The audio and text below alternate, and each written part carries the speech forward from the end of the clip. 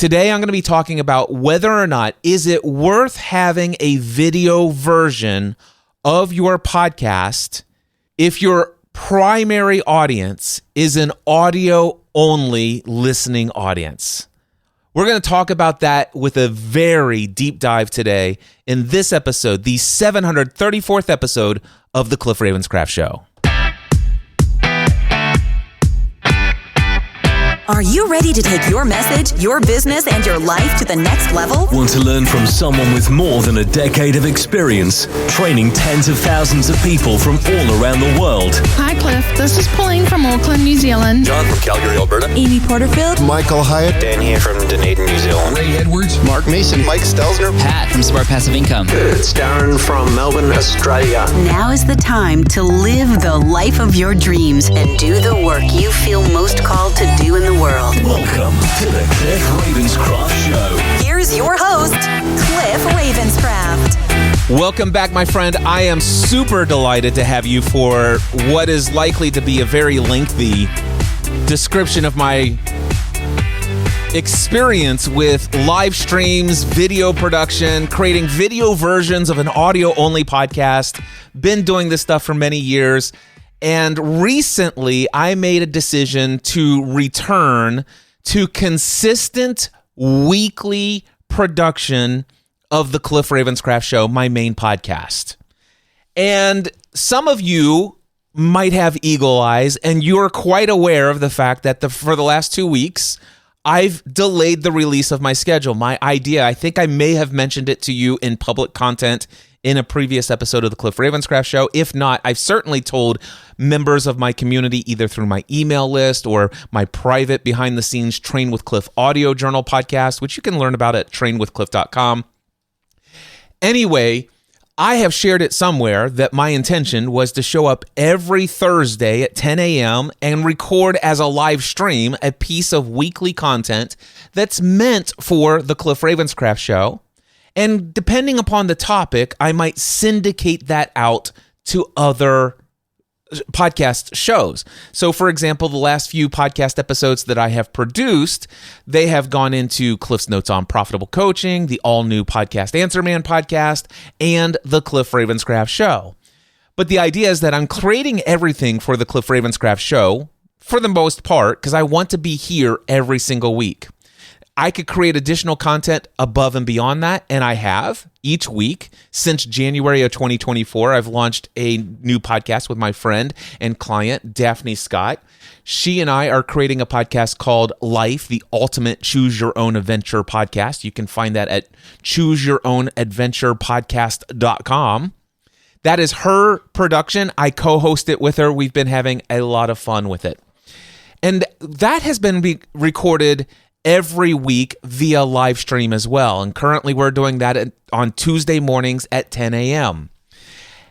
And because Daphne chooses the she chooses the topic, she creates the creative flow of the outline, and because it's the two of us riffing and just going with the flow in the conversation, yet Daphne already has a clear picture of exactly the destination she ultimately wants to make sure that is included in the conversation.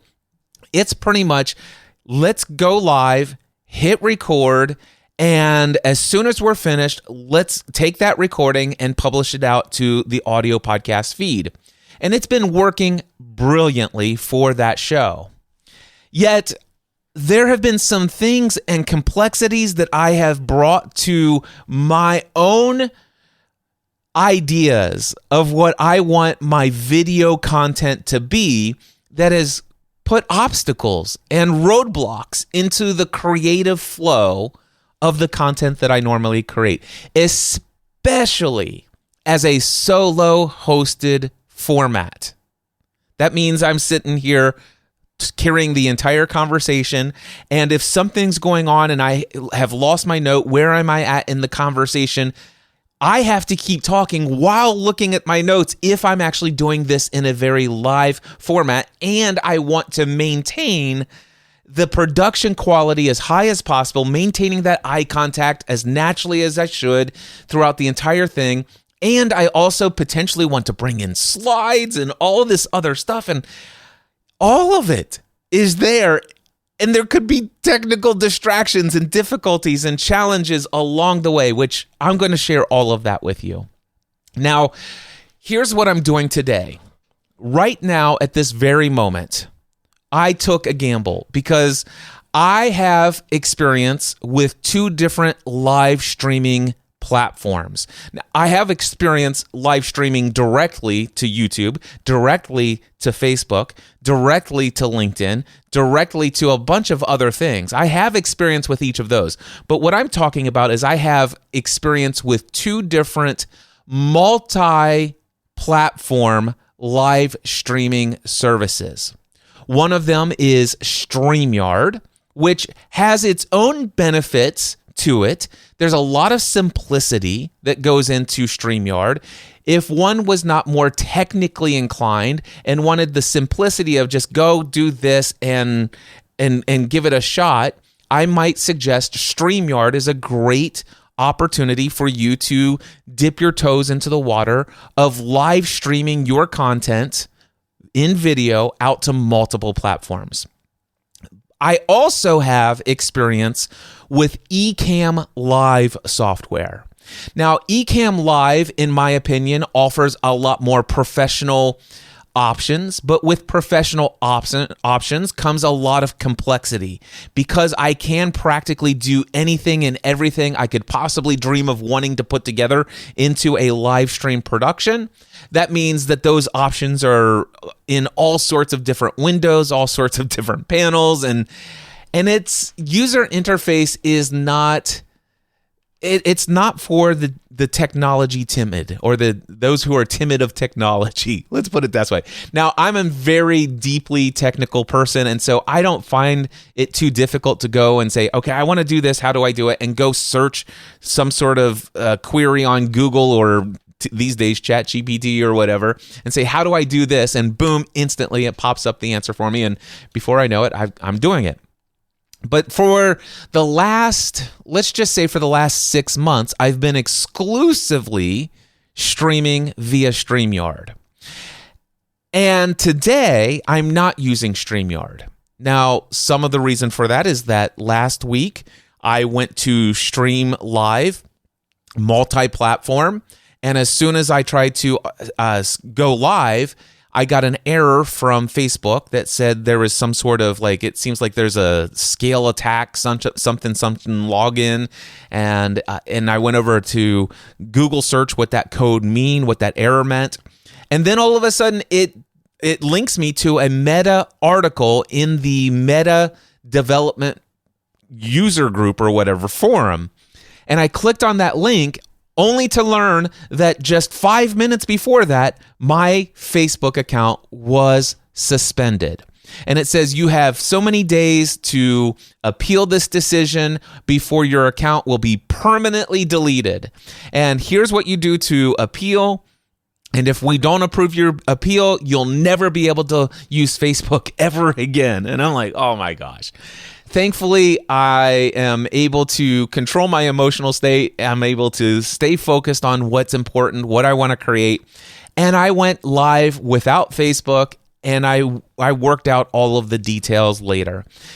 Turns out it was just some sort of error. I did actually go in and appeal, sent them my proof that I was a human being, that I'm really the Cliff Ravenscraft behind this profile that I've created all the way back, I think, to 2006 when Facebook was still only available to university students. And so thankfully that got worked out. However, I tried recording this piece of content yesterday. It was yesterday, Sunday, on Father's Day, Wednesday, June 16th. And of course, this was originally scheduled to be recorded live last Thursday at 10 a.m. And that's the whole reason we're here today. That's the whole reason for this piece of content today. So what happened was that I got my account all set up. I confirmed that I was able to log in via Facebook. I even deleted the destination inside of StreamYard for Facebook. I reauthorized it and I went to go live. And sure enough, it did not go live. It said there was another error. Now, thankfully, I didn't get suspended a second time, but I wasn't able to stream live.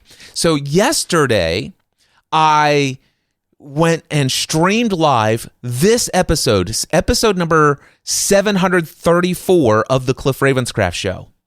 Recorded an entire 1 hour thing. Actually, this is not right.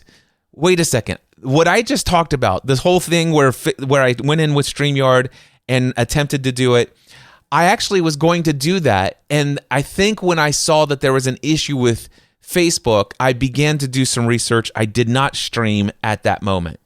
I actually did. I went to do some other things. This is starting to get cloudy in my head at this point. But what I do know is actually I did not record on Friday or Saturday, but yesterday I actually went and recorded something. And that's when I said, okay, well, let's just not do StreamYard right now. Let's do Ecamm. And why don't I just record locally via Ecamm? I'll forget the live stream altogether. In fact, some of my issues that I will go into in this episode had gotten me thinking, is it worth having a video version of my podcast content when primarily I'm recording an audio-only format podcast? And I've been doing it for years and have had such tremendous success in reaching an amazing audience all of these years. Why do I feel all of a sudden that I must create this video version? So I've been deciding, is it even worth it to be out there streaming this?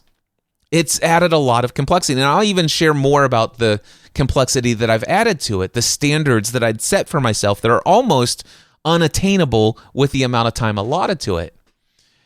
But what I did is yesterday I'm like, okay, let's forget the live stream, but I do want a video version that I could potentially edit and upload as a piece of produced video content. But then I'm losing out on the ability to publish that to LinkedIn as a long-form piece of video content, because while I am able to stream for an hour or more to LinkedIn, I can't upload a 1 hour video to LinkedIn. And same is true with the X platform. I'm not one of those advanced paid users on the X platform. Haven't found yet that there is a great demand for this content there. Haven't received a ton of feedback on the X platform. By the way, if you are watching this on the X platform and you're interested in me continuing to show up either live stream or with actually produced edited content that is a little bit more clear cut, either way, if you're on the X platform and you're seeing this, I see that there are views there, but I'm not necessarily seeing people tell me that they're finding me on the X platform. Although today I did get a message from somebody that says, hey, Cliff, I'm watching the pre-show here, and I decided to go over to YouTube to see if you were live, and sure enough, you're live. And he let me know. And so there, I guess, is some value, at least in streaming to the X platform, and I can get all of that value of the stream to the X platform. The question is there value in deleting that stream and or uploading the fully produced, edited version of the video if I create such a version of it? Oh gosh, I'm getting deep. And I'm talking myself into circles. And this is so big. There's so many different threads in my mind around this. I wonder if it would make sense for me to just stay right on target with the bullet point outline that I created. I don't know that I'll be able to do this. It is a massive bullet point outline, and I couldn't sleep last night. I would sleep for about 30 minutes and I'd wake back up, and this just has been on my mind, and I'm like, I almost came down at 2:30 this morning and decided to come and record this piece of content. I don't know how many people would be watching a live stream at 2:30 in the morning, except for my friends in the UK, by the way, and other parts of the country. But most of the people who are the regular normal audience for this show, especially in a live stream format, they would mostly be sleeping. So I got up, and instead of coming down and recording, I'm like, well, let me record in bullet point format all the thoughts that are in my head in a seemingly logical way to present the data, the experiences, the story and the narrative that I will tell. So why don't I make benefit of that? By the way, I recorded that. I did that. It took me about an hour and a half to create this outline. And then once I did that, I did an hour-long meditation, went back to bed, and slept in late today. All right, let me take a drink of water, and I will then go into this outline. So I already told you that I recently decided to return to weekly production of the Cliff Ravenscraft Show. I also wanted to make sure that my content reached as many people as possible, given the connections I've made over the past 19 years on various social platforms. Now, it may not seem like a lot to many people. So, for example, if I'm streaming live and I'm, let's just say I've got 9 people watching on LinkedIn. Let's say there are 13 people who are watching live on YouTube. Let's say there are, 7 people who are streaming on Instagram. There are, just a handful of people here and there. Here's what I know. Any one of those individuals could be worth the time, effort, and energy for me to put into creating a live stream video version of me recording content. Because here's something that happened a while ago.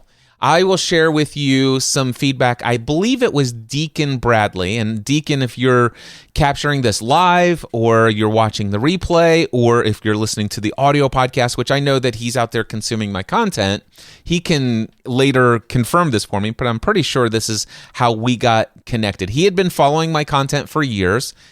And one day I was streaming live on multiple platforms. LinkedIn was one of them. And I was streaming live a recording of how to achieve any goal. It was at my 10-step formula for how to achieve any goal. And it was either right at the end of the year or right at the beginning of the year. It was a perfect time to be putting that topic out. It was a very high production value video. It was actually a recording of my Free the Dream session from my conference on this particular topic, and I was there adding commentary via lower thirds, and I was engaging with people in the chat. And afterwards, I got a submission, an application for my Next Level Mastermind. Now, at the time, the Next Level Mastermind was $12,000 investment, and Deacon said this. He says, Cliff, the other day, I was streaming. I saw you were streaming on LinkedIn. I saw the topic and I'm like, hey, I'll check this out. And so I decided to check it out. And then I decided, you know what? I'll do some things around my office while I'm listening to this in the background. But then I got hooked by what you were sharing and I realized, man, I need to be taking notes on what you're laying down. This is like intense, valuable, actionable insights. And so he says, I dropped everything else I was doing and I sat there glued to the screen writing notes on everything you were sharing. And then by the end of it, he's like, I decided it's like, okay, I'm ready. I want to work with Cliff Ravenscraft and I'm ready to join the Next Level Mastermind. And Deacon was a part of my Next Level Mastermind for multiple years and then transitioned into a one-on-one coaching client. And since then, we've had an incredible relationship and many positive things have come from that. All of that happened because I was live streaming. And how many people were streaming that live stream on LinkedIn? There were about 4 or 5 people streaming, and Deacon happened to be one of those individuals. So this is the value. It's not about reaching large numbers, and this is one of the things I want to share with you. If you ever decide to stream live, don't get discouraged by the number of people who are streaming live. If it says 1, then that's one person, all right? And maybe it drops down to 0 a few times, 0, 1, 0, 1. Been there, done that, all right? And sometimes it goes to 3 or 4 or 5. But anytime that number is above 0 and it's sustained for a period of time, you've got somebody who is listening, somebody who is engaged with what you're saying. This is incredibly powerful. And so one of the things that I decided when I made the decision to come back to the Cliff Ravenscraft show, I figure I want to bring some sort of video element to it. Now, quite frankly, I am conflating and commingling two different things here. Number one, is it worth adding a video element to your only audio podcast? And technically speaking, there doesn't have to be any live element to this at all. I could simply be recording straight into a video camera or a video recording. And with said recording, I could then take that video recording, I could then edit that exactly the way that I want it. And as long as that audio quality into that video recording was excellent, I can then take the audio of the edited project and then publish it out to my audio podcast episodes. I would do my post-production of, multi-band compressors and all this other stuff because I'm an audio snob, but I could do that, and that doesn't have to be live stream. However, I additionally wanted to pick up those random people who just happen to be in the moment right now at the time that I'm live to randomly come across my stream. So I wonder if I can tell right now do I have here. So at this very moment, I'm getting a report that I'm averaging somewhere between 15 to 16 people on this stream. I made no notice ahead of time that I was going live on any of these platforms. If I had to guess, of those 15 to 16 people, some of those people are going to drop off at certain points and a few people will drop in. But I can already tell you right now, there's approximately anywhere between 8 to 10, maybe a little bit more, people who will actually stay all the way until the end of this live stream. And that's incredibly powerful. And so when I made the decision that I wanted to return to weekly production of the Cliff Ravenscraft Show, I also wanted a video element. I wanted to create a kind of produced, nice, high-quality recording that could be a part of my archive content on YouTube and also my Facebook timeline. Those are the two places where I can easily upload high-quality edited productions of video content. But I also, on top of that, wanted to add the live stream so I can capture all of those people who just happen to be saying, oh, Cliff's live. I wonder what he's saying here. All right. So those are the things that led me to make this decision to create the video version of this podcast content that I'm currently creating. Now, let's see. So I already talked about that. I will tell you this. I want to explain to you, if you might think, well, why should I listen to Cliff Ravenscraft on live stream video content creation? He's not out there doing this every single week, like at the level and the depth that some of these other live streamers YouTube content creators, and also these people who are showing up and doing incredible, engaging live streams today and all this other stuff. The reason why I think you may be interested in hearing me out, first and foremost, some of the things that you may or may not already know about me. Number one, I have 55 podcast shows. I have just over 4,800 podcast episodes that I've produced. I have thousands of videos that I've produced over the last 2 decades. And I'm no stranger when it comes to live streaming. So live streaming and video versions of podcasts is becoming more and more popular, especially over the last 3 to 5 years. And it's nothing new. It's been around. Video podcasting has been around since the old days. My friend Laria Petrucci used to have geekbrief.tv, was one of the first really awesome, highly produced video podcasts back in the day. My friend Leo Laporte still produces a lot of video podcasts today. And even though those could be listened to in audio only format, it is produced in such a way that at least I would never want to listen to the audio only format anymore, because far too many times, because they are a video format show, they're consistently talking about they have a panelist show. So people are holding things up to the camera and showing it, and they're laughing. It's like, oh, that looks awesome. And, oh, wow, look at that thing in your background. Is that new? Tell me a little bit more about that gadget. And, oh, if you look here, you'll see right here. See this? Blah, blah, blah. And they're holding it up to the camera. And so it's like, okay, now as a audio only listener, I'm not getting the full benefit of this show unless I'm subscribed to the video version. By the way, little tip, make sure that if you do create a video version of your show, it is my highest suggestion that you do not refer to what people can see on the screen. All right. Now, you may have things on the screen. You may hold things up to the camera, but I would encourage you to think about this if you can. While you're speaking, think about what it would be like if you were listening to what you are saying in the video and what you're doing on camera. How would the listener of the audio-only podcast feel, think, and process what you're saying, given that they are not able to see what you're doing on camera? That is a major thing. That's why I can't be an audio subscriber of This Week in Tech or Mac Break Weekly, the two shows of Leo Laporte that I listen to.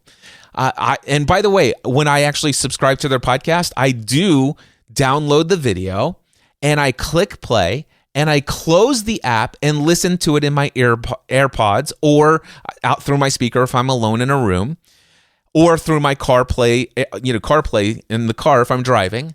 And most of the time I'm listening only to the audio. But several times through every single episode, I have to back it up, open the app, turn on the video, and look to see what it is they were just referring to. This is a major issue. All right. So it's something now. If you really want to add the value, and there is the benefit of this, just know that you could even lose audio only subscribers. Now, Leo has one thing going for him that a lot of other podcasters who create video versions of their show for YouTube, for example, but they only have an audio version via a podcast subscription. Those people, you can only see the video via the YouTube channel. And the only way that you're going to be able to download that, listen to it offline, and close the app while you're out for a walk or doing the dishes or, cleaning the garage or whatever, the only thing that you will have to do, or that you have going for you there, is that you have to be a premium subscriber of YouTube, which, by the way, I am, but not everyone is. And so at least Leo not only has audio feeds for the podcast, but also video feeds for the podcast. So if you're going to do that, then there's the complexity and maybe even additional cost of creating both an audio feed for your podcast and a video podcast feed. And then, of course, how do you communicate to people who are listening to audio only? And this is something you hear Leo say all the time. By the way, for those of you who are listening to audio only, let me explain to you what you're seeing. And he doesn't hardly ever say, by the way, just so you know, there is a video version of this podcast feed that you can also find in your favorite podcast directory. Do you see how kind of confusing this can all be if you start sharing about video or things that you can see on the screen in your audio content? Anyway, we'll continue on. So I want to share with you that I'm no stranger to live streaming. I started live streaming my audio only podcast back in 2006, and we were using something called Skype casting at the time. And I think we were allowed to have 80 people logged into Skype under a group Skyping session, had everybody mute while we were streaming out, and then we would take in live calls. It was crazy. And then in 2007, and we started streaming live via video using Ustream.tv. And so it's just like what we have with the live streaming platforms today, but it was before all the social media platforms had the option to stream live. But we were streaming live video and audio out to a live audience with a chat room back in 2007. In fact, I was doing something at the time called Live Show Thursday. This was way back when we lived in our other home, had this little tiny studio, and we had cameras everywhere, multicam shots, and we would just stream live behind the scenes. This is us recording our podcast content. And when I say we, I'm talking about my wife and I creating entertainment-based podcasts for various different television shows and books we were reading and stuff like that. I had friends that would join me as a co-host for, let's just say, Help I Got a Mac, talking about all things Apple related, Social Media Serenity, talking about how to find balance and peace while still maintaining a presence in social media. I had a co-host where we were talking about technology and business called Business Tech Weekly.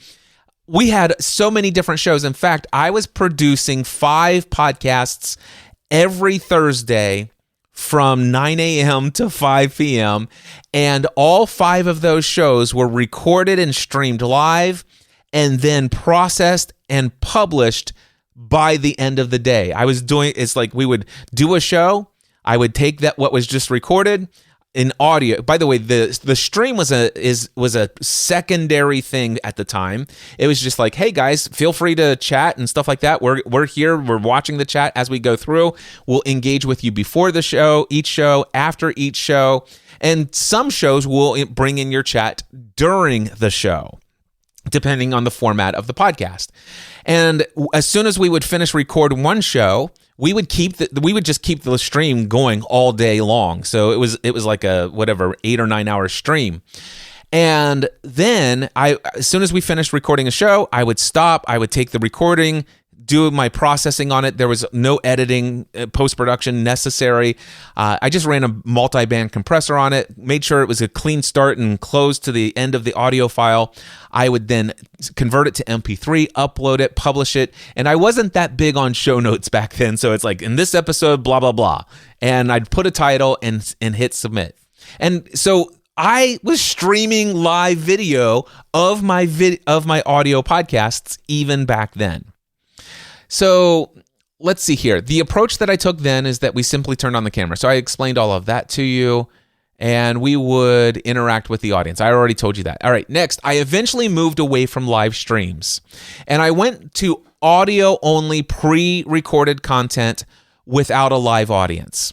Why did I do that? It was a very intentional thing, because at one point, I think it was when I discovered Casey Neistat's daily vlog. This is back whenever he first started his daily vlog.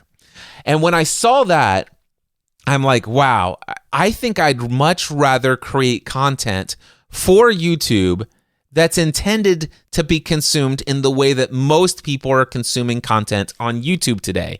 And back then it was the season of vlogging. And in fact, it was the season of daily vlogging. And so I did several different seasons of my life. I had daily vlogged. And those were incredible seasons. And then there were times when we moved it over to Snapchat for a while and all this other stuff. But it came to the place where it's like, okay, wait a second. I don't want to just throw this onto my YouTube channel. I think my YouTube channel would be best served if I created content that was specifically designed for consumption on YouTube. So keep that in mind. That's one of the things. Now, later, I came back to kind of this approach of streaming behind the scenes. So I would go live on my YouTube channel straight to YouTube, and I would say, hey guys, just want to let you know, I'm getting ready to record my weekly show of the Cliff Ravenscraft Show. Back then, it was still Podcast Answer Man. And I would tell them what was going on, and then I would kind of ignore the camera, and I would just record. Kind of like what I used to do on the live show Thursdays, but just for the Podcast Answer Man. And then Stephanie and I would randomly bring back Family from the Heart, a podcast that we started in, I think, 2008. And we would stream those live. And we would do the same thing. It's like, hey guys, just hitting the live stream here. What you're about ready to see is Stephanie and I creating this content. So those are some of my experiences. Now, when I moved away for seasons and I got rid of any of the video version of what I was doing, there were some pros and some cons. And here's what I came up with. Number one, definitely a pro, less technically demanding. So because of that, there are so many things that can go wrong during a live stream. You can have hecklers and spam bots putting all sorts of very nasty links and terrible stuff in your comments. And so one of the things that you could do is either monitor it while your co-host is talking and ban people out of the chat, or you could bring in an admin and moderator and have them help moderate the whole scenario and stuff like that. That's just one thing. There's internet issues. Hey, Cliff, I can't hear your audio comes in through the chat room. And then all of a sudden you're thinking, okay, let me think about it. What's going on in the audio? Can anybody else hear me? And everybody else is like, oh, I hear you fine. And there was no big deal at all. Or there's times when your audio drops and nobody can see you. Or, hey, Cliff, your video has dropped. And there's all of these complexities. And so some of the pros is that it's less technically demanding. There are less things that can go wrong. There are definitely less distractions. All right. And the other benefit is getting started. Now, I may be the only audio-only pre-recorded without video content creator that ever does this, although I know I'm not. But when I don't stream to a live audience, when there's not a live audience out there, I sometimes have the habit of starting a podcast over and over and over, again and again and again. If I make any flub, any stumbling over my words within the first 10 seconds, 60 seconds, the first 3.5 minutes, heck, I've been known to go 7 minutes into a podcast, lose my train of thought, and then all of a sudden it's like, where was I at? Let's just start it over. I would never do that with a live audience. So, there is something. So the pro of actually, well, how is that a pro? Wait. So the pro is the audience. No, actually, it's the con of moving away. Okay. All right, so that is not a pro of moving away. The pros of moving away are less technically demanding, less potential things to go wrong, and less distractions. Now, I did have some things that I was missing out. There were cons of moving away from having the live stream element, not the video element, but the live stream element.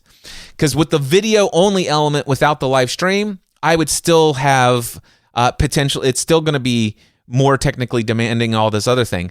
But the live audience, there's something about knowing that audience is there and is tuned in, is watching you, and it makes me less likely to start over and over and over again. I just make a little marker, go on, and know that I need to edit that in post-production.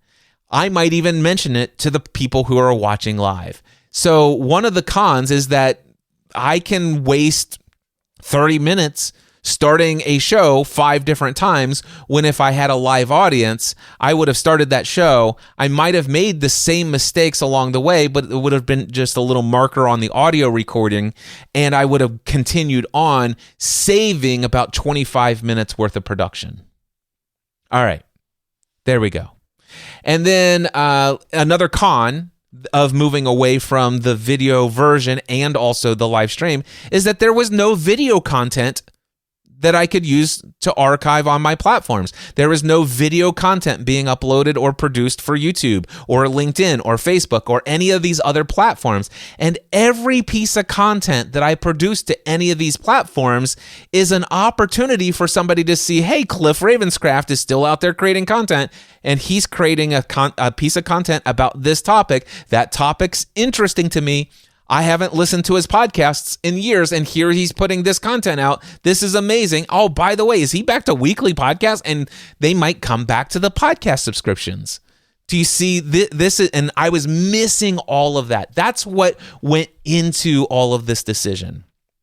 Now, I want to share with you next in my outline here. From 2012 to 2014, I was creating video versions of the Cliff Ravenscraft Show on YouTube, back then called Podcast Answer Man, and it was actually being transitioned into the Cliff Ravenscraft Show at that point. It was still an audio-first production where I did speak to the camera again. I stopped at one point, thinking that long-term... Okay, so I stopped again thinking long-term talking head videos don't work on YouTube. All right, it's reserved for vlogging content. I've vlogged for years, and my audio podcast content had no live audience, no video version once again. Now, what I will tell you is that over the past 5 years, I've noticed a major shift. With the Joe Rogan podcast going 2 to 3 hours on average on a consistent, ongoing, regular basis. A bunch of other podcasters are out there doing these long form things, and I'm listening to them. I don't listen to every podcast episode of all of these podcasters, but I would say at least 3 to 5 podcast episodes a year of the Joe Rogan show. I will listen from beginning to end, a 2 to 3 hour conversation. The Lex Friedman podcast, same deal, 2 to 3 hours, and I will listen to him on average about 3 to 5 podcast episodes a year, and a bunch of other people as well. And I must say, it's like, wait, these people are incredibly successful with talking head live video. Now, granted, they got some great video backgrounds, but hey, I've got a great video background. They have, in many cases, multi-camera shoots. I can do multi-camera shoots. I can do all of that. In some cases, they're doing a little bit more. It's not so much live stream, but they're actually doing it pre-recorded. And then they have a staff of people who are actually doing some post-production, putting B-roll in, putting screen overlays and all that. It's like, I can do all of that. And if it was only the video side of things, that would be great. But when I'm trying to do it live, it's been a little bit of a problem. So anyway, over the last couple of years, I've noticed that there has been a trend that daily vlogging isn't the thing on YouTube, at least not in my world and in the circles that I am traveling in through life, the entrepreneurial online business circles. We're constant, never ceasing personal and professional growth people. And we're all out there subscribed to these video shows on YouTube that are going 2 to 3 hours. We aren't watching every episode of all these content creators, but we're all watching very long form content on a consistent basis. And I'm like, why don't I get back to that? And so that's what I started doing with the Life podcast with my friend and client, Daphne Scott. You can, again, Life Choose Your Own Adventure podcast in your favorite podcast directory. Go over to chooseyourownadventurepodcast.com. That'll take you to the podcast that exists on her website. So we started doing that, and it was great. People are like, oh my gosh, I caught your show with Daphne live. By the way, stream duration limit exceeding. Streaming to Instagram Live stopped. This could be because the maximum streaming duration permitted by Instagram has been reached. Continue without Instagram Live. Okay, so good to know. So now I just recognize that I now have a 1 hour limit streaming to Instagram Live. This podcast episode, by the way, is not a 1 hour podcast because I spent many, many minutes doing pre-show production, describing to the live stream what was going on. So anyway, bye-bye, I guess, to the live stream audience on Instagram. But I'm still seeing that I'm hitting 16 live streamers. We're sustained at 16 live streamers right now. So I don't know if anybody was even tuning into Instagram, and will I continue to use Instagram? I don't know. All right, so yeah, okay, there we go. By the way, distraction. All right, so there you go. I was distracted by a notification that it stopped the live stream. It's like, hey, technical thing here. Just want to let you know you just lost you're losing access to an audience. We're shutting down the live stream with Instagram. Okay, no big deal. I wasn't even streaming to Instagram prior to today.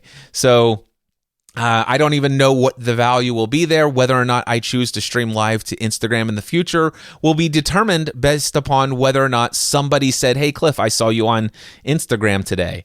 So I'll see if I can find out if that even made any impact. By the way, if one person does and says, wow, thank you for that, I really needed to hear that today, or some other piece of content, it might be worth it just for that one person. But also, keep in mind, Cliff Ravenscraft, There's a 1 hour streaming live limit on Instagram. And also you have to be right in the middle of the frame for Insta. By the way, now that Instagram's gone, bye, I could actually come over here. I can move over here. And of course, now I'm doing exactly what I told you to do, not to do. Don't refer to anything that's being seen on the camera. Because now you're like, oh, Cliff, if I had a video version of this, I could see what you were just doing when you said, move over here, move over here. I was just moving to the left and to the right, and I was stopped framing myself in the middle.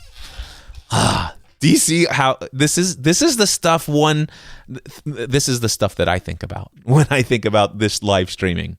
All right.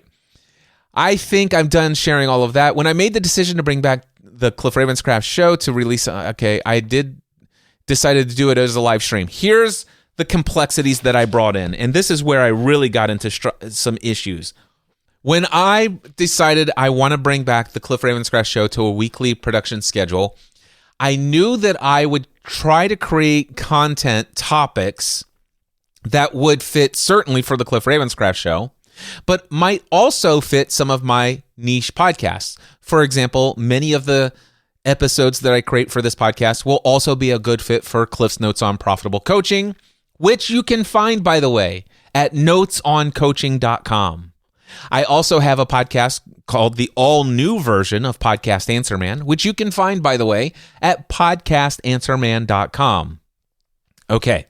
And if you happen to be listening to this podcast through Podcast Answer Man, because I know this is going to be there, you can also find my main podcast that will have a show every week over at thecliffravenscraftshow.com.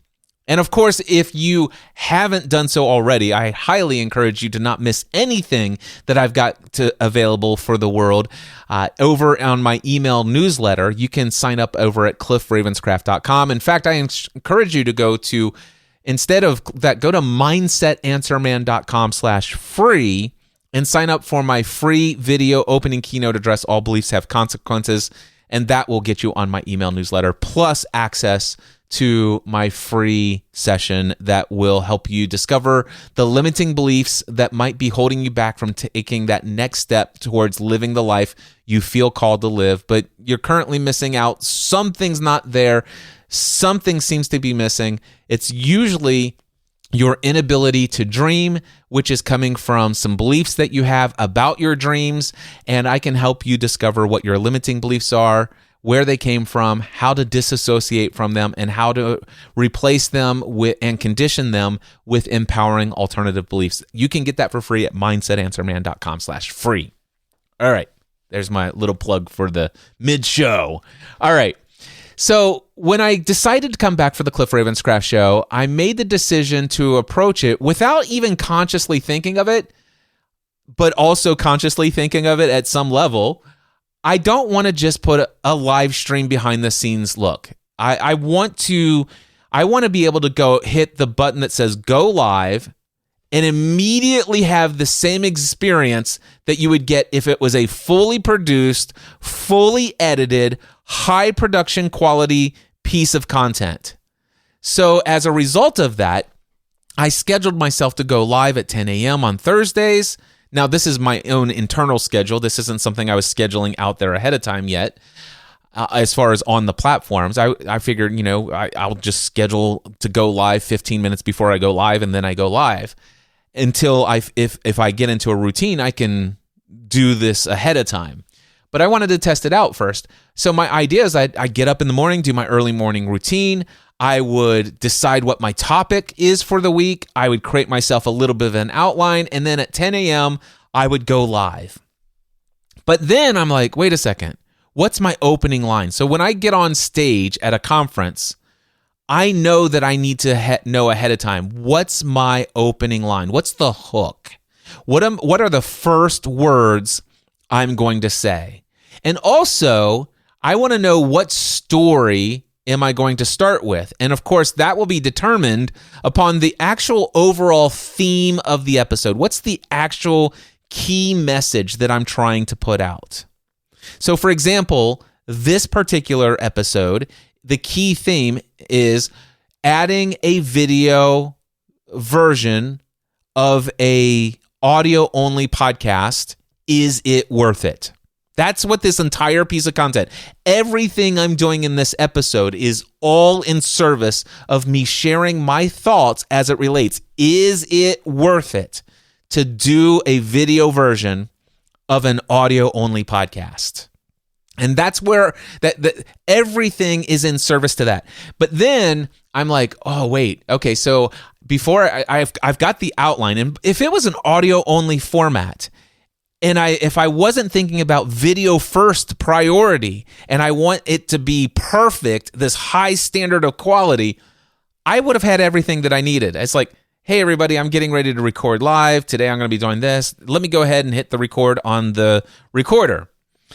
And then I would have just did what I normally have done for thousands and thousands and thousands of audio-only podcast episodes, or even episodes that were streamed live, but where they were just getting it behind the scenes, like the video viewers that are watching the live stream version on video of this. By the way, some people may be watching the edited out version of the video version, where everything before I started this topic, all of the communication to the live stream audience, all of that will be edited out and uploaded as a full-blown video episode. I'm going to get into what I'm doing there in just a moment. Okay. But here's the thing. I wanted polished. I wanted professional looking. I wanted it to feel fully edited. I wanted high quality video. And when I say high quality video, not the look, not the feel, not the sound only. I wanted all of those things. But I also wanted it to have not B-roll footage, but as much as I wanted the screen layout to look nice. I want to create slides and have me off to one side and the slides over here, and almost as though this is the kind of way that I would create a video that is a part of a module of an online course. Or this is the way that I would create content if I was doing a live training or a live webinar or a live workshop online. This is the level of quality that I was thinking that I would create this content. But that idea wasn't there when I decided to record streaming live every single Thursday at 10 a.m. No, what happened the first week that it was Thursday morning that I had this scheduled, I chose my topic in the morning, went to the gym, worked out, came here, all the stuff ready to record. And it's like, oh, I should create a thumbnail. Oh, I should create this description. Okay, this is great. Let me go schedule that live. Oh, you know what I could do? Okay, I don't want to just riff on this. I could bring in a presentation. Let me go create slides. Next thing you know, it's like, okay, well, let me decide what slides to do. And oh, by the way, can I just say, let's create a thumbnail. I don't know about you, but I can obsess over some thumbnails. Just a thumbnail for a video alone. Doesn't have to, but it can take an hour or more. And when I say more, I mean a lot more. But I've gotten my thumbnail design down today, and it's going really well. So, some of these things, there's a massive learning curve, and you have to just grind it out till you find the efficiency of the procedures and the workflows that work for you. It doesn't help if you're consistently changing platforms all the time. But anyway, I started doing that. And the problem is that when I began making slides, the time to create slides, and it basically, number one, there was not enough time allotted for that. So I was pushing. It's like, okay, well, I can't go live at 10 a.m. So I'm going to spend the next couple of hours creating my video slides. I will go live this afternoon. And then all of a sudden it's afternoon and I just finished my slides and I'm like, okay, I'm exhausted now. And so, okay, I'll stream live tomorrow. And then I would go to stream live tomorrow. And I did. Tomorrow would be a Friday instead of Thursday. And then when I actually did it, I'm like, wait a second, this is actually changing the feel of the content. Now, don't get me wrong. I think the most recent episodes of the Cliff Ravenscraft show have been incredibly powerful. I'm looking back here. Last week's episode number 733, let's put an end to the myth of overnight success. That was an incredibly powerful piece of audio content. It was well thought out, took a lot of time, effort, and energy, and I put the same level of energy into outlining that content and creating slides that I would for a video that was a lesson inside of a module inside of an online course. In fact, I think it may end up being a module in a course for my updated version, because I have an online course right now called Building an Online Business, and I'm thinking about recreating that as a full-blown first format or first thought of this is created for an online course version. Whereas right now, the Building an Online Business course that I have is a video camera set up in the back of a workshop where I'm teaching this live to people who are here in the Next Level Studio workshop space that I built in our home. So anyway, that is a incredible piece of audio content, but really what that episode is, it's the audio of a video training. That's exactly what it is. By the way, if we go to episode 730, so that was 733. Episode 732, the week before that, From Shiny Objects to Steady Progress, leveraging what you already know. This is also at the level of a video training. It's the audio of a video training for what I would want people to think about when it comes to introducing a new marketing strategy, adding a new product offering before you've kind of ironed out some things of the other product offerings. This is the episode 732 will be a part of my all new version of the Building an Online Business program. And I think it's great, except for the fact that I can't create that every single week while also doing all the other stuff, not with the time that I've allotted to it. The next one, episode 731, the top 3 online business mistakes I've made over the past 4 years. Great piece of audio content. However, it's the audio of a video training. Go look at youtube.com/Cliff Ravenscraft and go look for those episodes in my YouTube uploaded videos and click play, and you will see the insane level of quality production that I wanted to live up to every single week. But I can't create video course material for the Cliff Ravenscraft Show every single week for the rest of I don't know how long, not within the amount of time allotted to it, especially when, quite frankly, I want to actually create video course content on a different topic that not every one of those are going to be put into the Cliff Ravenscraft Show or Podcast Answer Me. I need to have some content in my course, right? That you haven't seen and or heard or have the access to. But the other thing is that there are courses that I want to make, and I have not been getting around to creating that material because I'm putting all of that creative energy just to have a video version of the Cliff Ravenscraft Show that meets my standards. Today's content totally dropped all of that and says, okay, I'm going to go back. I'm going to live stream. I'm going to say, hey, here's the topic. Here's the description of what I'm covering in this piece of content. But the first 3 minutes, 5 minutes, 10 minutes, maybe just hanging out, talking with you on the live stream before I finally start recording.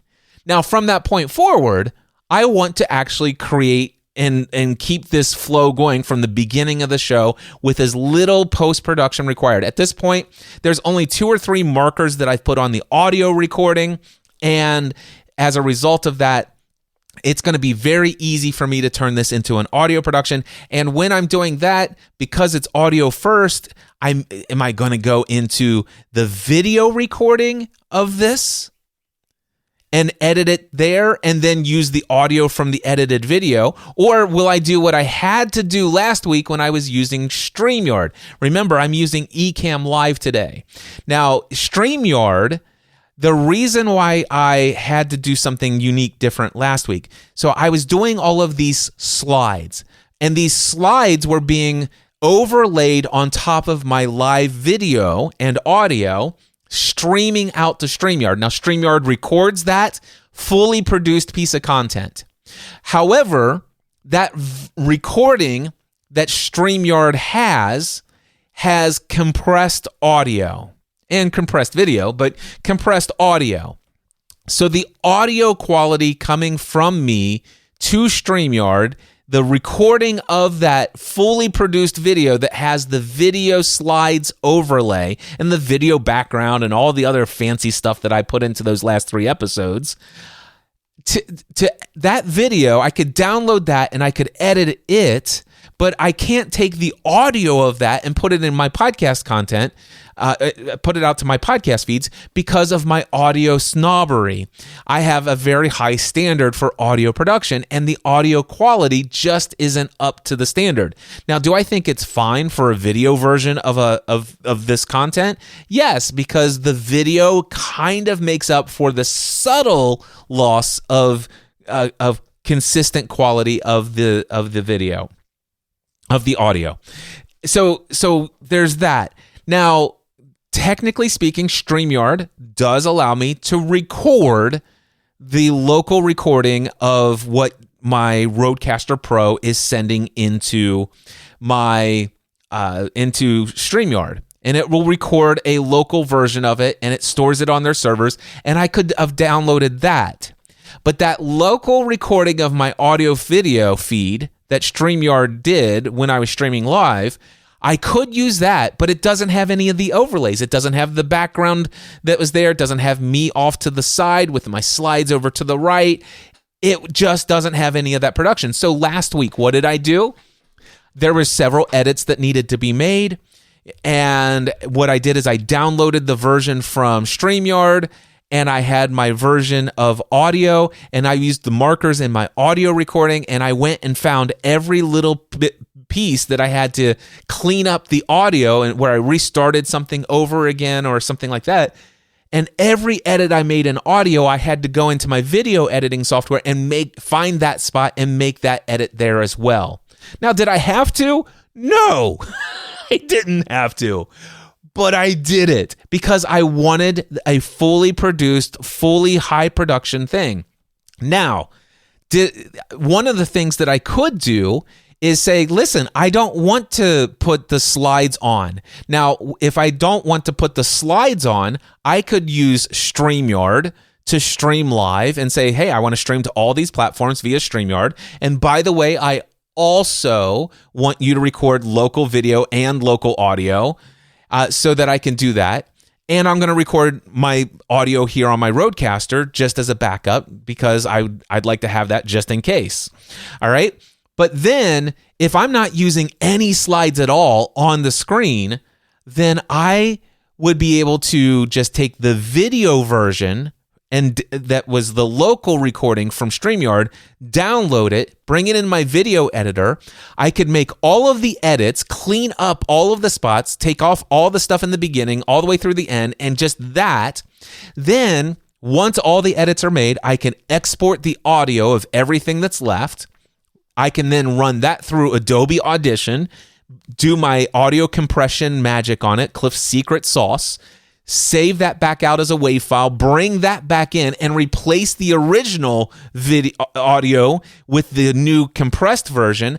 Now I can, what do you call that? I can actually process that video, let it process in the background. I can take that WAV recording that I pulled there from the edited video and then save that as an MP3 file. And now I have the audio version already edited and the video version now edited.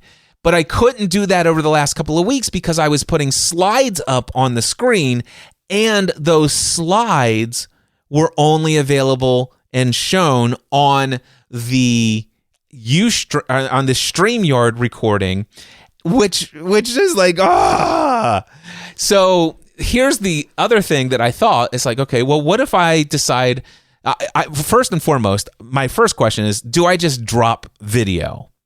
Is it crazy that I'm trying to keep a video version of my audio-only podcast?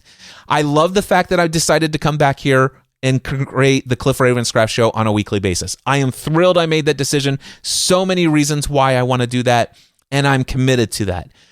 But I don't know that I'm yet committed to producing this via video every single week. And I don't know that I can do it given the time I've allotted with the standards that I've been trying to live up to over the last couple of weeks. It's been a great learning process, all of this other stuff, but do I even want to? And this is what I was losing sleep over. I was like, do I record or not record video? Do I stream live or not stream live? And here's what I will tell you is I'm looking right now. I'm fluctuating between 21 and 22 live stream viewers right now. So we've gone up from 16. And now I would say from this point to the end of the live stream, it's very likely that anywhere between 15 to 18 of you will stick around to the end of this. And by the way, some of you are going to say, wow, this is amazing. I want to go back and listen to the beginning of this. And you may actually, once the live stream is over, immediately hit and watch the replay. So, or you may actually say, hey, Cliff's got the Cliff Ravenscraft show back. It's been years since I was subscribed. And when he's decided to just do this inspired content only and he's not there every week, I unsubscribed. So you might resubscribe. It's like, okay, I don't want to lose that. And occasionally, I want to sometimes put video overlays. Sometimes I want to create something that would be worthy of a video that could be put into a course inside of one of the modules of a course that I'm creating. Sometimes I want to be able to create something of that quality for my live stream of the week and for the Cliff Ravenscraft show, and that might also be syndicated out to some of my various other niche podcasts.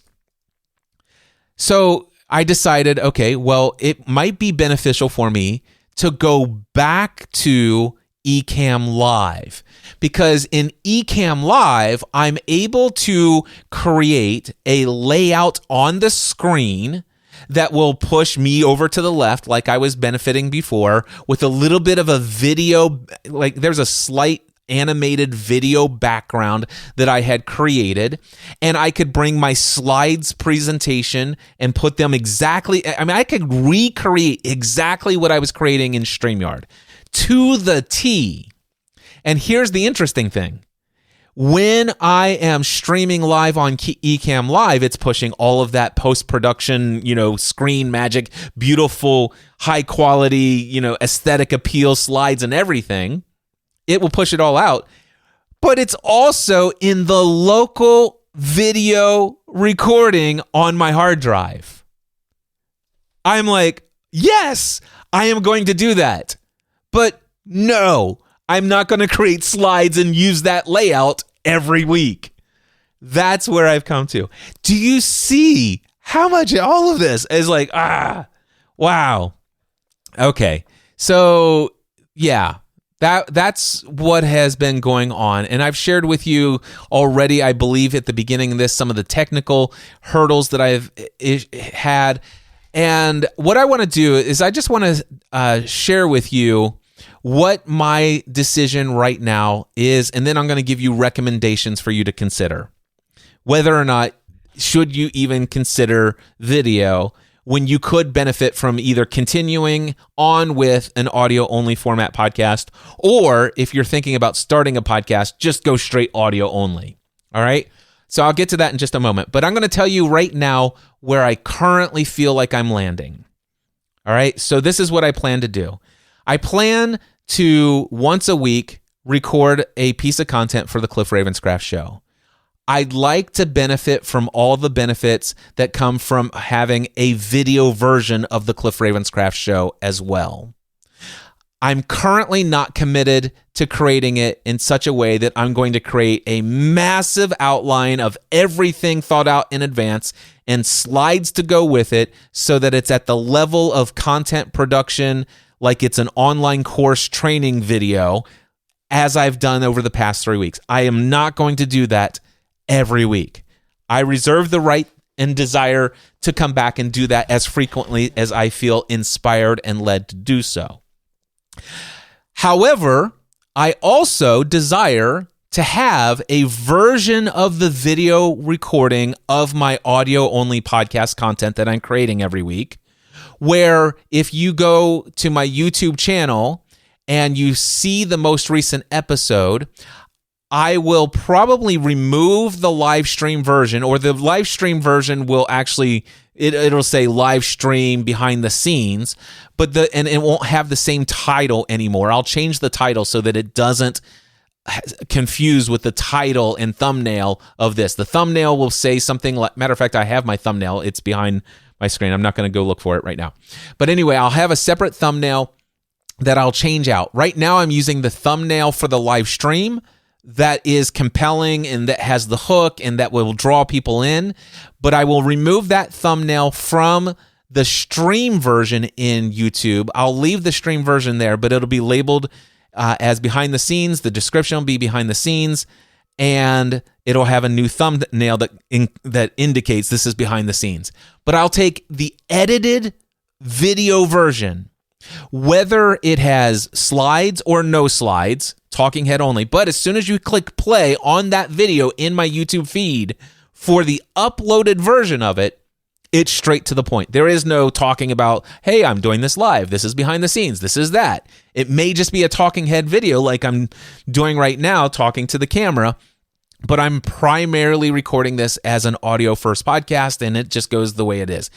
I will also do the same for Facebook. I thought about deleting the live stream version of it on Facebook and uploading the new version, but I think I'll do the same thing there. I'll go and edit the description and the thumbnail on the streamed version from Facebook, but I will also upload the more professional edited version of the YouTube of the video version on YouTube. I can't upload that large of a file on LinkedIn, so I can't do it there.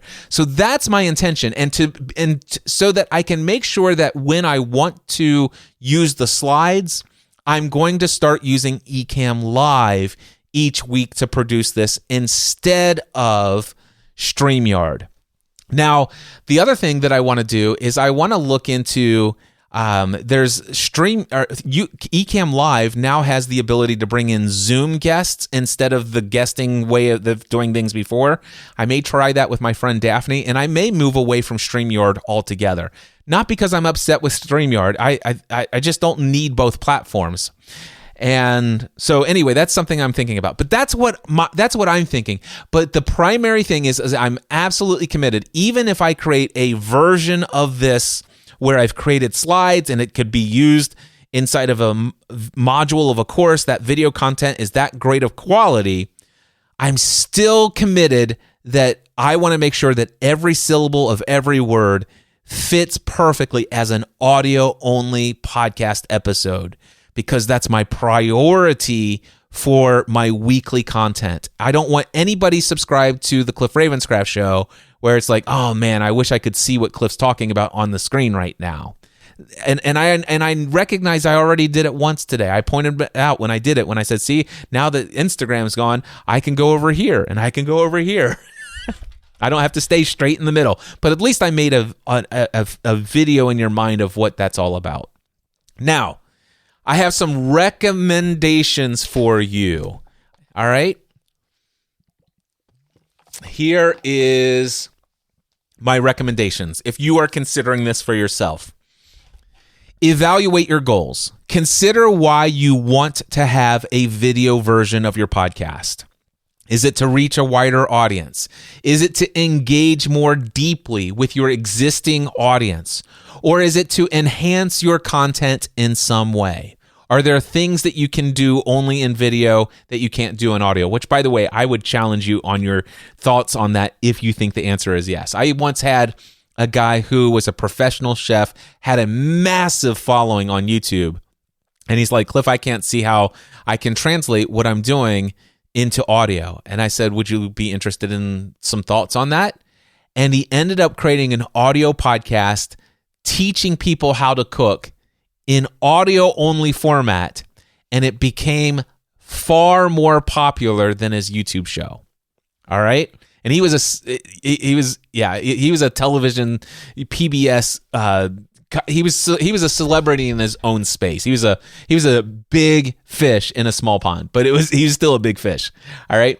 Anyway, the second thing that you want to know is you want to understand the technical demands. Video production, hands down, requires a lot more There's equipment that you need to be considering, lighting, the right gear, matching up and syncing audio and video if they're coming from separate sources, all of these different things. There's software. There's the skill of editing. There's all of this other. There's even deciding what thumbnail is so vitally important. There's the technical know-how compared to audio-only podcasts. Audio-only production is simple compared to adding the video component. And if you're already daunted by creating content, I would highly encourage you to at least start with audio only. All right, there we go. So the next one is assess the time commitment. Creating and editing video content takes significantly more time than video. Ensure that if you are going to hold yourself to high quality video standards, make sure that you add yourself many extra hours involved in the process every single episode. All right. I'm not going to number these because there's lots of them and I have not numbered them on my list and I will forget the numbering. So the next one is determine your production standards. Decide if you want a polished professional look with slides and B-roll and all that other stuff, or if you want more of a casual or even a behind the scenes approach. And I'm kind of taking a little bit of both. I'm doing a casual behind the scenes approach to the live stream versions, but I'm also going to take the recording of that, edit out all of the unprofessional casual element of the start and end of the live stream, and I will create a version that is uploaded and stuff like that. And some of them will be just talking head, and some of them will have slides and other B-roll footage and other things added into the production. Oh, by the way, there was one in the episode, was it last week? I think it was last week, The Myth of the Overnight Success, Don't Quit Your Day Job Prematurely. One of the elements, when I played the audio clip from Michael Stelzner's podcast with Seth Godin, in an audio-only production, to include that in the audio podcast, if I did not have any video element, it would have taken me 30 seconds to go find that audio file, and when I'm ready for it in the show, to play it, and it would have been recorded right in and all this other stuff. Do you know that video or that audio clip of Seth Godin and putting it into a video element added 2.5 hours of additional element? And that's only a 2 or 3 minute audio clip that I included. But I went in and I wanted to create a background of a tape reel to reel and have it being animated. And I wanted to have the logo of the podcast episode and all this other. It's beautiful. And I mean, super impressive. Not practical for me to do every single week for a podcast episode production. That's what I'm getting at. All right. So definitely you want to determine your production standards and understand that the higher production standards requires way more resources. All right, consider audience engagement. Live streaming can boost engagement through real-time interaction. That can also, by the way, be a distraction. So keep that. And by the way, it can be rather demanding. It's like, Cliff, why isn't he responding to my comments and all this other stuff? And I'm going to respond to comments after I finish recording the show. And occasionally there might have been a glitch that started 10 minutes ago that I wish I would have paid attention to comments. And I could have saved myself recording the rest of the show. But, it is what it is. All right, next. Make sure you understand that you're going to need to learn how to manage technical glitches. Be prepared for issues such as the loss of your internet connection. Make sure that you understand that the audio may drop, the video may drop, the camera may turn off midstream. You may have a troll in your chat. You may have software glitches. You may have hardware malfunctions. All right? So just understand you're going to need to manage all of that you would not have to manage if you were doing audio only. Then you want to consider, do I want to manage multiple platforms? Do I want to balance this out? I mean, if I have the option to stream to LinkedIn, to Facebook, to YouTube, Instagram, the X platform, do I want to pick up those additional people? And I'm looking at the live stream, still streaming right now, 20 people streaming live, consistent right there. I'm reaching you watching live right now. I would not have this benefit. You may have never heard of this episode of the Cliff Ravenscraft Show ever had you not caught this live stream today.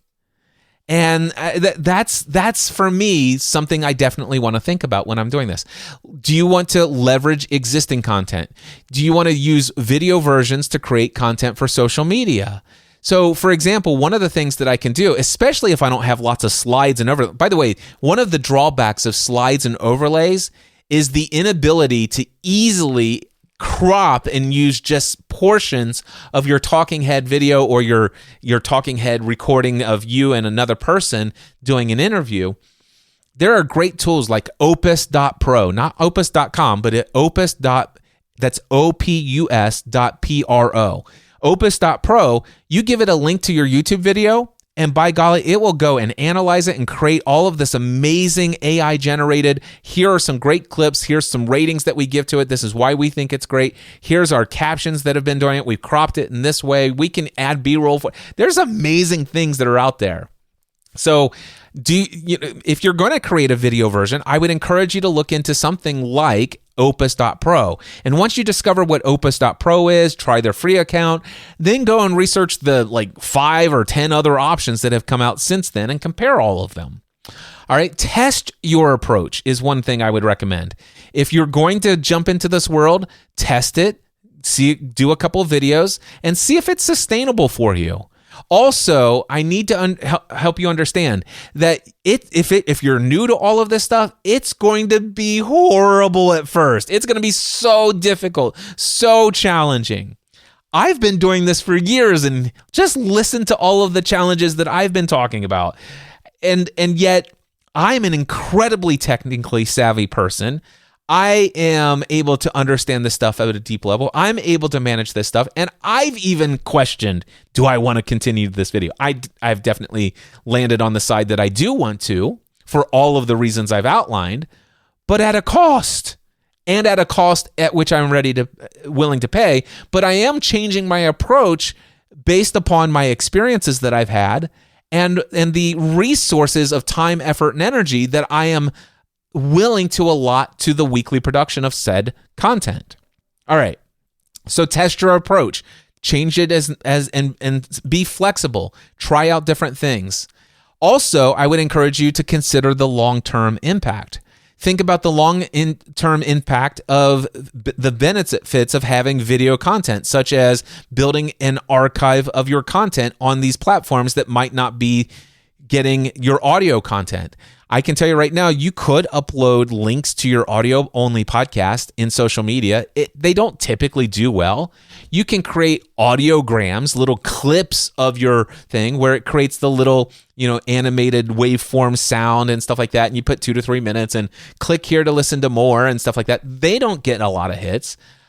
However, the video version of your content does seem to get more engagement on social platforms. So consider the long-term format of having an archive. I mean, go to facebook.com/Cliff Ravenscraft and just look at my timeline, and it will communicate something to you about me, my consistency, who I am, the value that I bring to the table, the level at which I show up, the consistency at which I create content. There's a story that's being told by all of this content that you see there. Same is true on YouTube, same is true on LinkedIn, same is true on X, and all of this other stuff. So think about the long-term impact. And then, is it valuable for you to consider your audience's preferences? This is a challenging one, all right? You might think, obviously, what I want to do is make sure that I understand, some people enjoy the simplicity of audio. There are other people in my community out there who would appreciate the video element. And so I really want to think about and give the best that I can to all of those people. And so I really want to think about my audience. And I am all in on thinking about your audience. However, I want you to make sure to never put that over the top of your own sense of well-being and your own personal preference. Let me share with you what I mean by that. Reflect on whether or not you enjoy the process of creating the video content. Now, chances are, if you're just starting out, you're not going to enjoy you're going to have to give yourself time to enjoy it.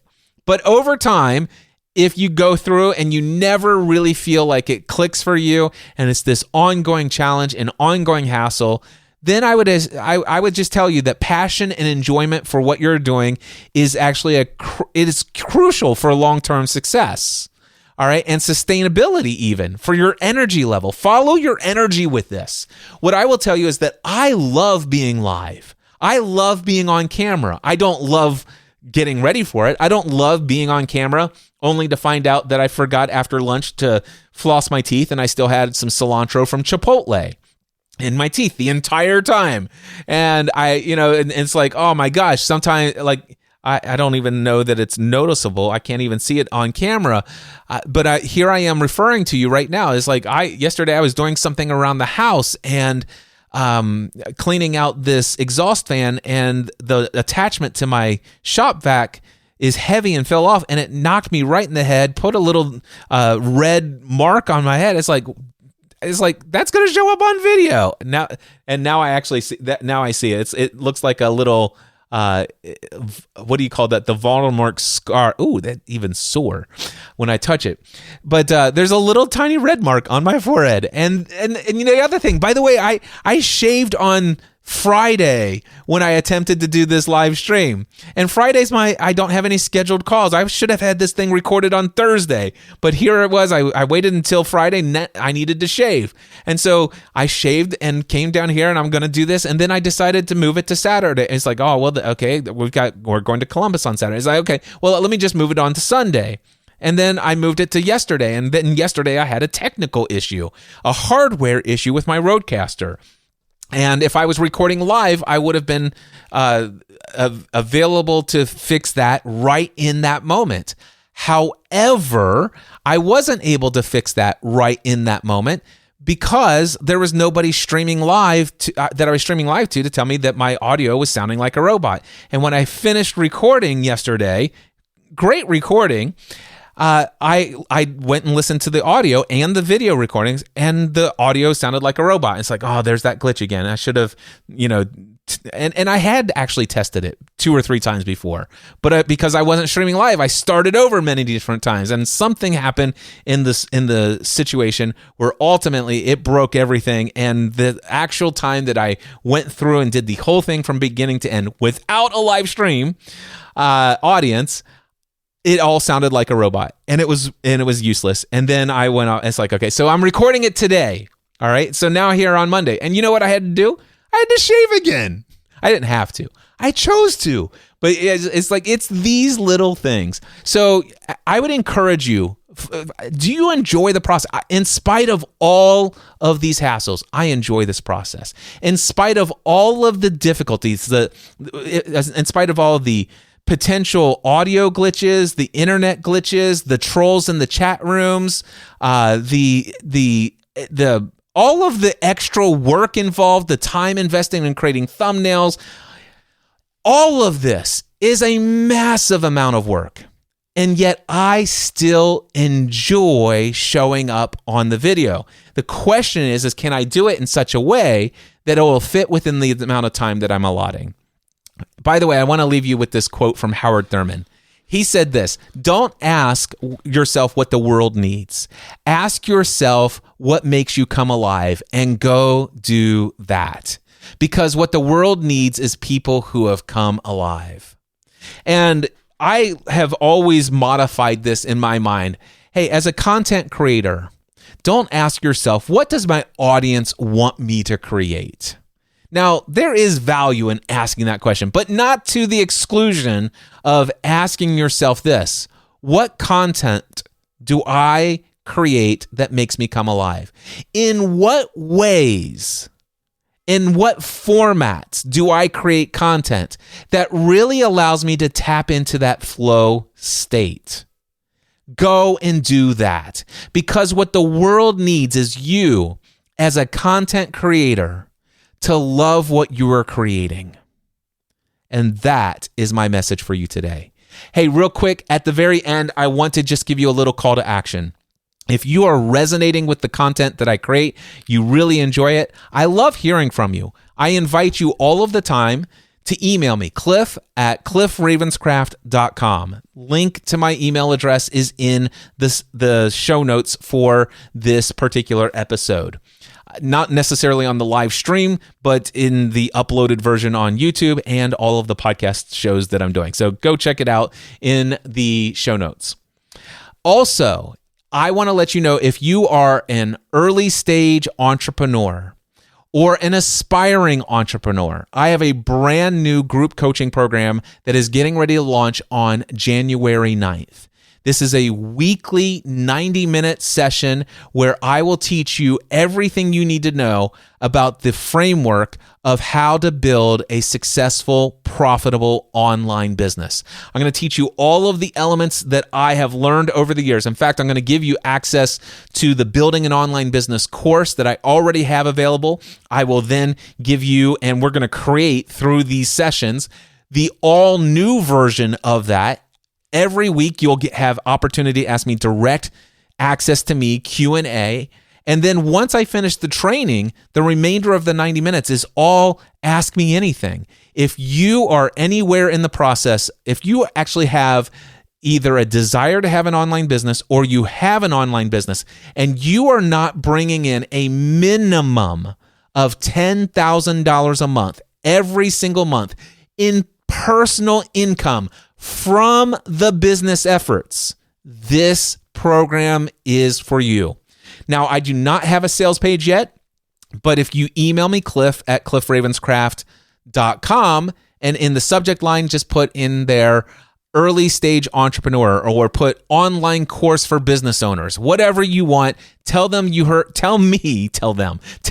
that you heard about it, and I will interact with you, ask some questions, and we will tell you about what's getting ready to be enrolled, or what's getting ready to come out. This is going to start, by the way, on Tuesday, July 9th. Every Tuesday at, I think, 3:30 p.m. Eastern Time to 5 p.m. Eastern Time are the live sessions. It's going to be every week.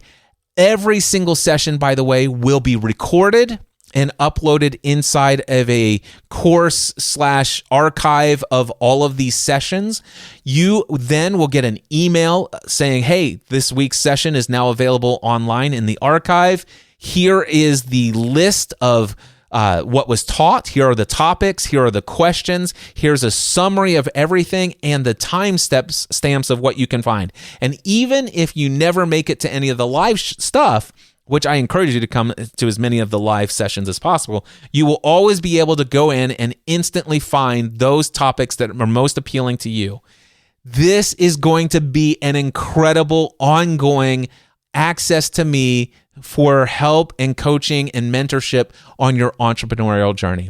If you're interested in this, again, email me right away, cliff@cliffravenscraft.com. Until next time, I encourage you to take everything you do to the next level. Mindset Answer Man.